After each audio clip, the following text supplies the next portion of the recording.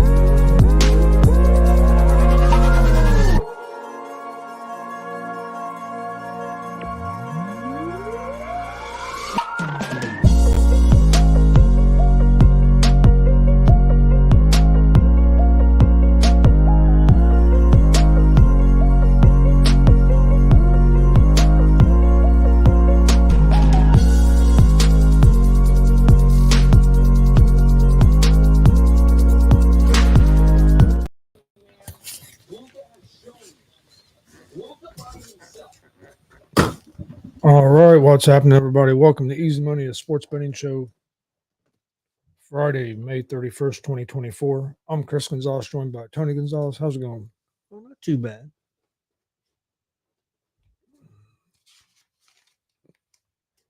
Well, I went 3-3 yesterday on my picks. Had the NBA right. I had the Mavs plus 4.5. They blew out the Timberwolves last night. Had the hockey wrong. I had the hockey wrong. And then I went 2-2 in baseball. The Mavs came out and just destroyed the Timberwolves last night. Yeah, they did.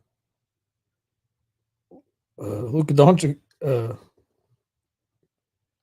had 20 points in the first quarter, and him and Kyrie Irving outscored Minnesota as a team in the first half. Really? Yeah, I seen that. Well, I think in the first quarter, didn't what's his name have more points than? Yeah, Luka outscored him in the first quarter, and then by halftime, Doncic and Irving had combined it outscored him.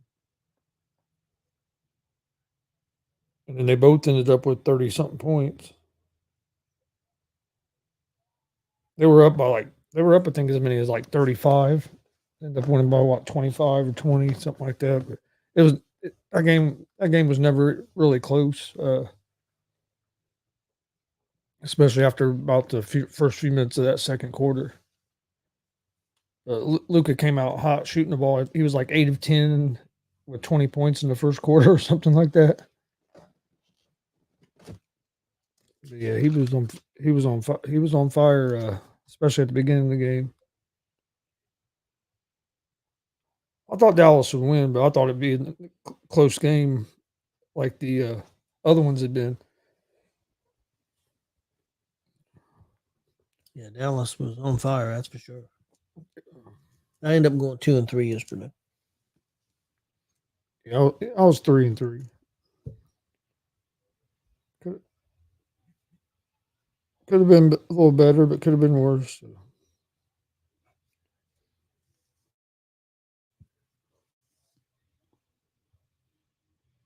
Yeah, Florida's got a 3-2 lead now, and I think it's tomorrow they'll play at home. Try to close it out. Hey, Big Glenn. I think it's going to go 7 games. And go back to the Rangers. Play in New York for Game 7. Don't get me wrong. Panthers don't want that, but series has been a real competitive series. Yeah, it's been Both series in hockey have been real competitive.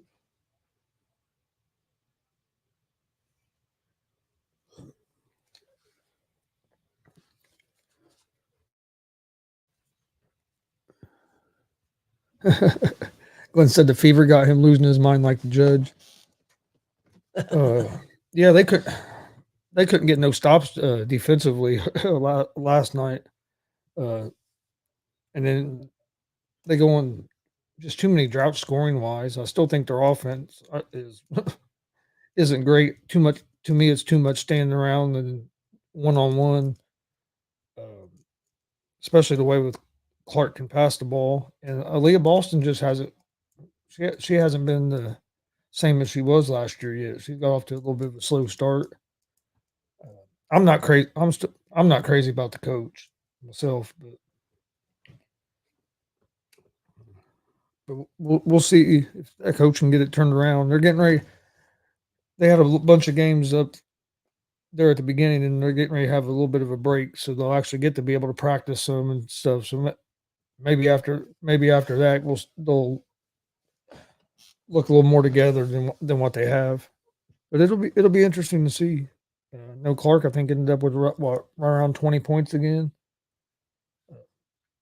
I did see she's starting to play Clark more minutes, which is a good thing. But I still think there's just too many offensive possessions where Clark don't touch the ball at all, or nobody, or just one person's touching the ball and the ball's not moving. Yeah, I know the Iowa fans want the Fever to bring in Bluter. It'll be interesting to see what they do with it because if they don't get the season turned around and going in a different direction, I would say that coach is going to be gone. Yeah, that's what McAfee was saying a couple of days ago. I mean, if you keep losing, they're going to make a change. I mean, they won what 13 games last year, I think it was, and the way they're playing right now, they don't even look like they're going to get close to that. Nope.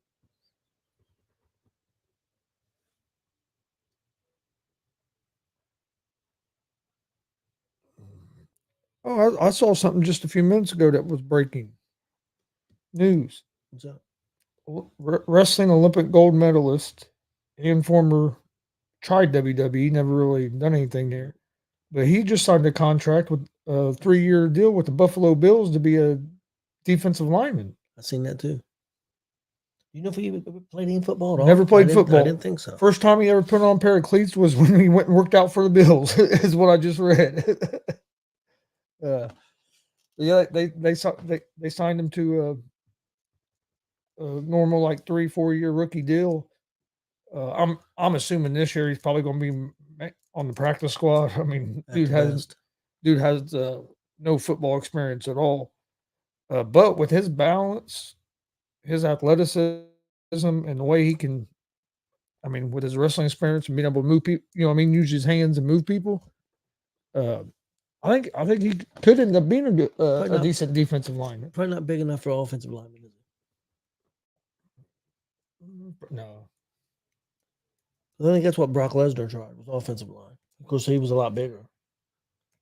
So it'll be interesting to see how that worked. But to me, that came out of nowhere. I hadn't heard anything. I hadn't heard anything about he was going to go to the NFL or anything. I was kind of wondering what was going on with him because he signed with WWE, but then you saw him that one time really, and then after that, never saw him much. It's weird because his brother is wrestling NXT and is on TV quite a bit in NXT. About every week, he's at least wrestling or in backstage promos. He's part of a group. It's weird, that. But if he's probably just not passionate about it, and you got to have some passion to do that. I think it's a different world. It's not. It's not. I don't know how to explain it, but pro wrestling is definitely a different world than college sports. Oh yeah. So, just probably wasn't his thing because they worked with him for, and he never really got a whole lot of opportunities, or at least it didn't seem like.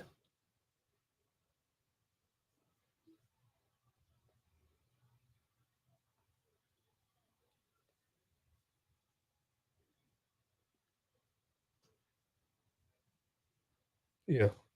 Like I said, I was surprised. But I mean, he hadn't been doing anything there, and with WWE had released some people. So I mean, maybe he figured he wasn't going to be there too much longer. And then this opportunity came up, but yeah, I never even thought of him going to try to play football. I didn't either. I thought maybe you would see him maybe try MMA or something if WWE didn't work, but might not like getting punched in the face either. So, and that could be some of it with WWE. I mean, that shit is not. I mean, it hurts. It's not like it's easy on your body. Remember, So, Kurt Angle was ready to stop. Yeah, First day or the first week, he was ready to say, "I'm done." and people talk about him in WWE as he's one of the toughest dudes there was. Well, he caught on to it real quick. Yeah, but yeah, I mean, you're talking about a guy that won an Olympic medal with a broken neck, but was ready to quit WWE after one tryout, one workout. Yeah, he called his agent and said, I don't want to do this. And he said, give it a little bit more time. Give it a week.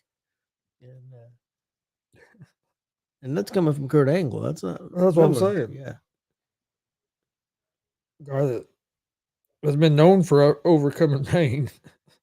He was, fuck this. This ain't what I'm doing. I just read a report too.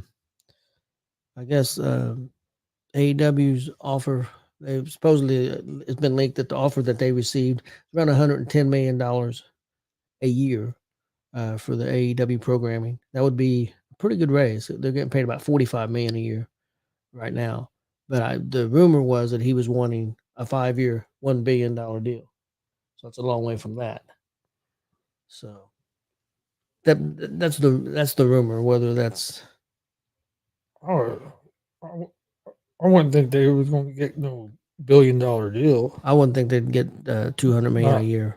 Not with the ratings they've got, but I mean, you're going from 40. You're talking over double raise. Yeah, I mean that's still a good. Well, they said that 110 would get them profitable. See, that's what people don't understand. They're not even a profitable company yet, which they lost their ass on that video game, I guess.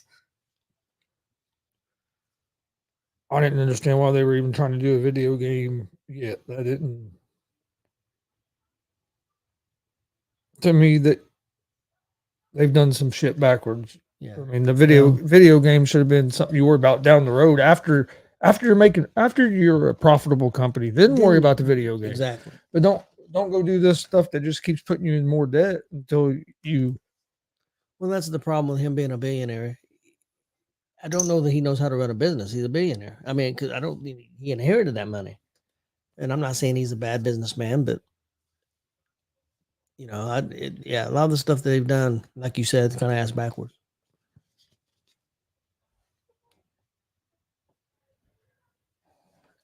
This right here drives me nuts. There's actually a couple things that drive me nuts about the NBA and the way it's covered. Luka has a good night last night. Yep. Wasn't even his best playoff performance ever, but he had a great game last night. Yep. Now today, I've heard probably 10 people say he's the best player in the NBA. Best player in it. Well, who everybody said the best player in the NBA was all season was Jokic. Yep. So you're telling me one playoff game changes all that? About losing that. What you done for me? Yeah, but you know what I mean? I know. And nothing against Luka. Luka's awesome. He's one of the best players in the league.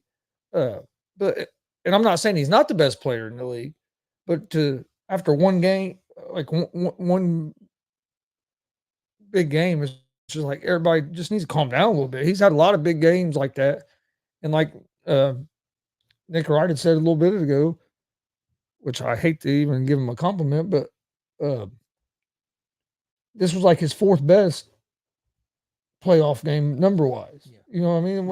It wasn't and he had a great game last night. I mean, he was the reason that they got that blowout because he came out and took control of that game and boom. I mean, he had 20 quick points. Because they're going to the finals. If they had lost that game, even though he had a great night, they wouldn't be talking about that. It's because he's going to his first finals and they're all hyped up, and that's why they're doing it. I'm not saying Luka is not great, and I mean, I think you can make an argument that he's the best player in the league. I'm no not saying doubt, that, but it's just the way everything flip flops.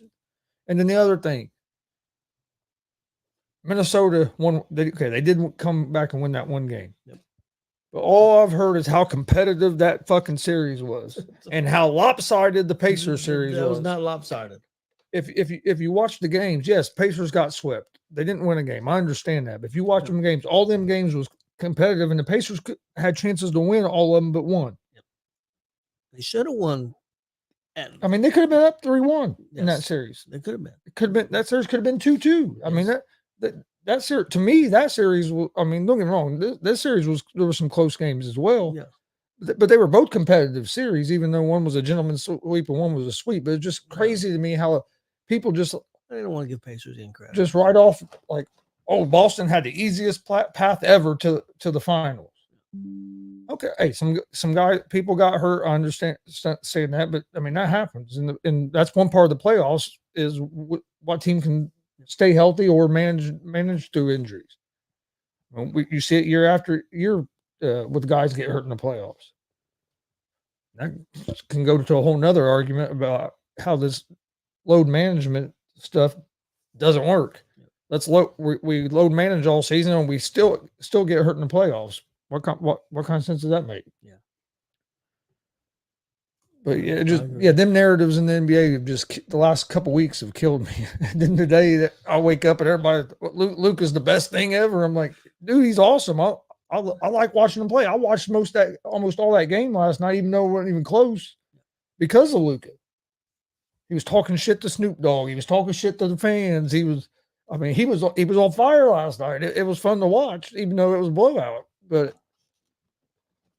it was just, it's crazy how just the narrative boom switches. All right, no NBA now. We don't have NBA for a week. Not till Thursday.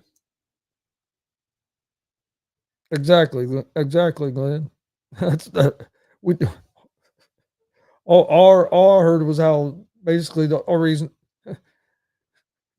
Basically, if you listen to most of the media, Pacers didn't deserve to be there. Pacers didn't deserve to even be past the first round of the playoffs. The way they talk. If the Pacers would have beat Boston, you know what they'd have said. Well, they didn't have their center. That would have been their excuse. If the Pacers would have got through that series, they still wouldn't have got no credit, Chris. Oh yeah, I've heard a couple guys give Pacers some credit. I mean, honestly, they're what, at least 1 year, 2 years ahead of schedule. Oh yeah, I would say, maybe 2 years. I don't think anybody. I think people were hoping to be a playoff team. Nobody expected them to get to the Eastern Conference Final. I seen a report again that people think they're going to try real hard to keep the one guy that they got there. Siakam, I expect him to be back. But I heard Toppin will probably that one young rookie that they drafted. They think he will probably take Toppin's place. Walker. Yeah, I think it was Walker. Yeah, the one they drafted last year. Yep. That he will probably be in that position. Yeah, I didn't know if Toppin would be back. I expect Siakam to be back because to me, they had to have some. I know you have to watch how you do it because of tampering shit, but they had to have some kind of conversation with Siakam when they traded for him. They had to have some kind of conversation with him or a good feeling that he was going to come back, or why would you make that move just for a rental, especially in the situation the Pacers were? It wasn't like they were a team that was expected to make a deep run in the playoffs and getting him for just that year might get you over the top. You know what I mean? They're still building. So I expect Siakam to be back. And just listening to like the comments he made, he sounds like he loves it in Indiana. So I expect him to be back. I can see Toppin not being there because you have Walker. Plus, you're going to get Mathurin back, which nobody talked about. The Pacers not having him, which was big. Glenn's putting in some bets.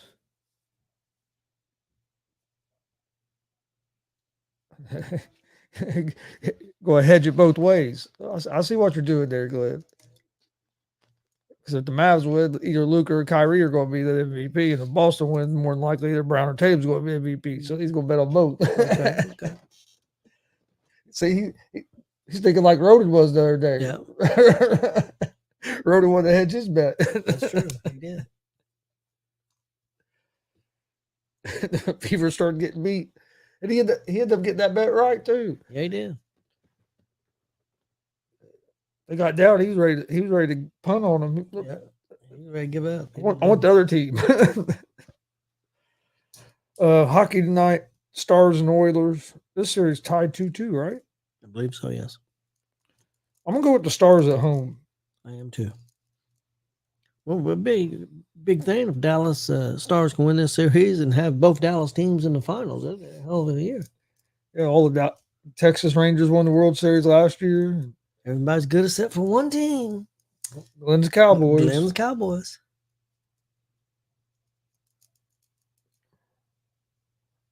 Well, at least I guess Dallas, but I was gonna say that the Astros are pretty garbage this year. they're starting to play a little. They're third in their division now. Yeah, I did say they're playing a little better. Watch them come back, and If they do, I don't want to hear nothing from Jay because he gave up on the season at the beginning of the season. yeah, but yeah, They come back, he's gonna be going yeah. crazy. I hope they come back and play first round, play Yankees in the playoffs, put the Yankees out. So I hear Frankie go nuts, and I think he thinks he's trying not to say get too crazy, but I know he's going crazy. He thinks the Yankees are going to do it this year. They might. They might do it. In baseball, I'm gonna go with the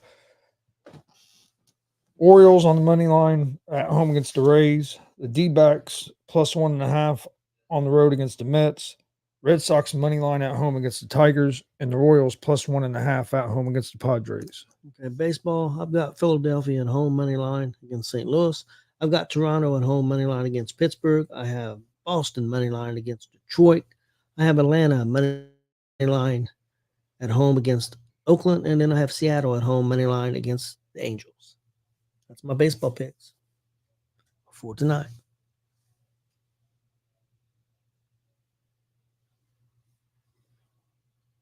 If I can get it to pull up here. UFC. Yeah. So, Chris, who you picking? Who's going to win, the Celtics or the Mavs? I'm gonna go with Dallas. Boy, it's tough, man. I don't know. You went with Dallas. I'll go the opposite. I'll go Celtics. Just to go opposite. I think I'd rather the Mavs win. but I think I'm gonna go with the Celtics. Oh, them are there's the prelims. Okay, here we go. Yeah, big UFC. What is it? 302 or 303? 2? 302? 2. All right, UFC. I'm gonna go with on the main card. I'm gonna go with Randy Brown. Excuse me. You have Randy Brown versus Zaleski Dos Santos. I'm going with Dos Santos. Okay. I'm also going to go with the Santos. And I'm going with Nico Price over Alex Morono. Is that on the main card? Yeah. Why don't I have it? And then I'm going to go Michael Oleksic over Kevin Holland. Oleksic is an underdog in that fight. I'm going to take Sean Strickland over Costa. I'm going with Holland in that one fight. And who you going with, Costa and Strickland? I'm going with Strickland. I'm going with Strickland also. And then I'm taking Islam Makhachev over Dustin Poirier. I am too. I had the fight I had down as the other one is Almeida and Romanov. Is that not on there no more? I wonder if maybe that fight. Maybe they got moved. Maybe they moved Brown up. Well, that fight's up. Yeah, that fight's on there. But when I looked earlier, it was showing Nico Price on the. Yeah, on this is showing that Romanov and Almeida is a prelim fight at 9. They're showing here that like Nico Price will be like the second fight on the main card.